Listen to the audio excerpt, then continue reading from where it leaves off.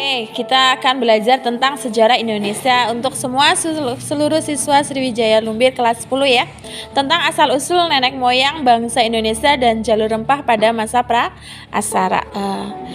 Media pembelajaran ini Bu In buat untuk kalian bisa ketika sedang boring atau itu bisa kalian buka YouTube, kemudian kalian bisa belajar sejarah dengan Bu Indri ya. Oke, bahwa asal-usul nenek moyang itu ada beberapa teori yang menyatakannya. Yang pertama ada teori Yunan menyatakan bahwa asal-usul nenek moyang bangsa Indonesia itu berasal dari bahasa Yunan. Daerah ini terletak di sebelah barat daya Tiongkok dan berbatasan langsung dengan Myanmar, Laos, serta Vietnam. Kemudian, dengan pendekatan kebahasaan, bahwa keseluruhan bahasa yang digunakan suku-suku di Indonesia diketahui berasal dari rumpun Austronesia. Akar dari rumpun Austronesia sendiri pada awalnya berasal dari Kepulauan Formosa, yaitu dari Taiwan yang sudah berkembang sejak 6.000 tahun lalu. Kemudian, selanjutnya dengan pendekatan genetik. Pendekatan genetik adalah penelusuran asal-usul manusia berdasarkan dengan penelitian kromosom maupun DNA-nya.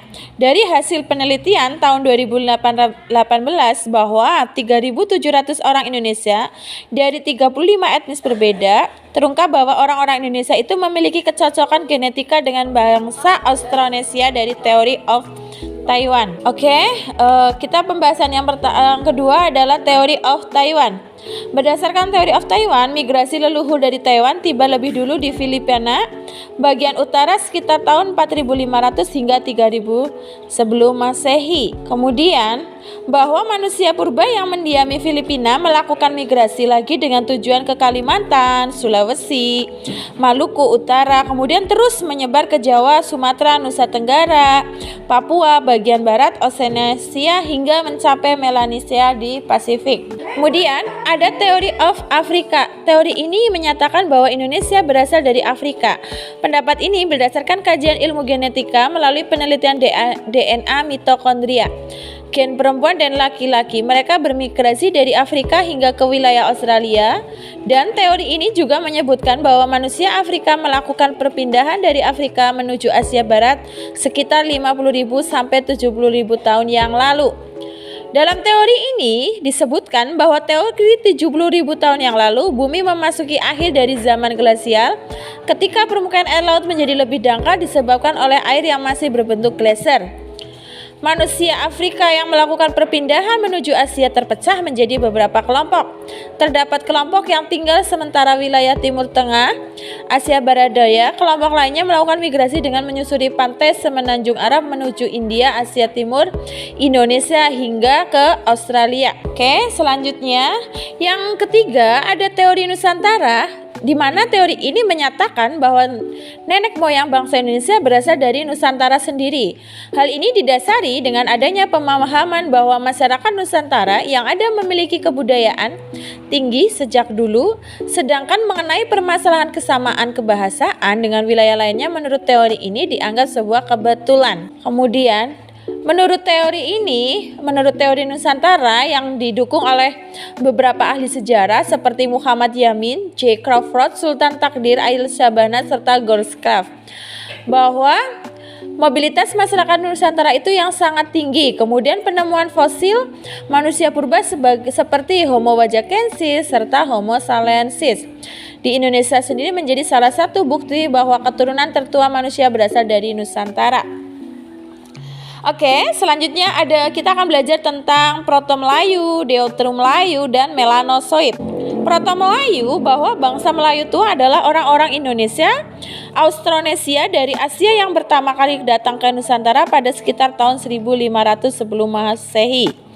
Kemudian bangsa Melayu tua memasuki wilayah Nusantara melalui dua jalur, yaitu jalur barat melalui Malaysia, Sumatera, dan jalur utara itu melalui Filipina, Sulawesi. Kebudayaan Melayu tua disebut dengan kebudayaan batu baru atau Neolitikum. Hampir semua peralatan mereka terbuat dari batu.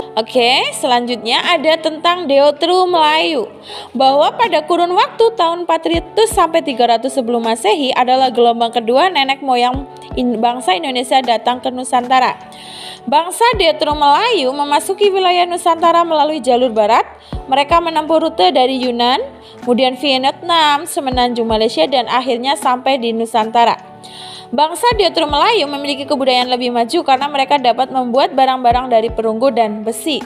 Hasil budayanya yang terkenal adalah kapak corong, kapak serpatu, dan nekara. Selain kebudayaan logam, bangsa Diotro Melayu juga mengembangkan kebudayaan megalitikum. Misalnya, ada menhir, ada tugu batu, dolmen, dan maju peta. Ya, selanjutnya ada melanosoid. Melanosoid ras yang lain juga ada di Kepulauan Indonesia yang merupakan ras melanosoid. Mereka itu tersebar di Lautan Pasifik di pulau-pulau mana yang terletak di sebelah timur Papua, benua Australia. Kemudian di Kepulauan Indonesia mereka sendiri tinggal di Papua bersama dengan Papua Nugini dan Bismarck, Solomon, New Caledonia, dan Fiji. Mereka semua itu termasuk dalam ras atau rumpun melanosoid.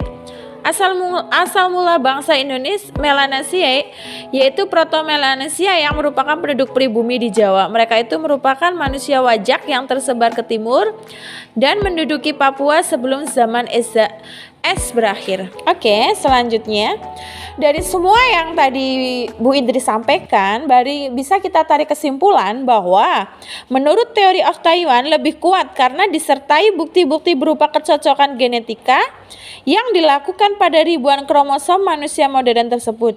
Dan dengan menggunakan pendekatan kebahasaan juga genetika tadi, maka asal-usul bangsa Indonesia bisa dipastikan bukan berasal dari Yunan, melainkan berasal dari bangsa Australia yang mendalami Taiwan. Selanjutnya, kita akan belajar tentang jalur rempah Nusantara. Jalur rempah adalah salah satu jalur yang menghubungkan antara bagian barat dan timur yang menjelajah wilayah Nusantara, itu Indonesia sendiri ya, yang memiliki berbagai rempah-rempah. Jalur rempah di Nusantara itu mengalami kemajuan dengan adanya pelayaran dunia maritim yang berdampak pada budaya, agama, ekonomi, karena Indonesia menjadi titik bukan dari semua titik niaga. Nusantara memiliki beragam komoditas utama yang diperjualbelikan seperti lada, merica, kayu manis, cengkih, dan pala.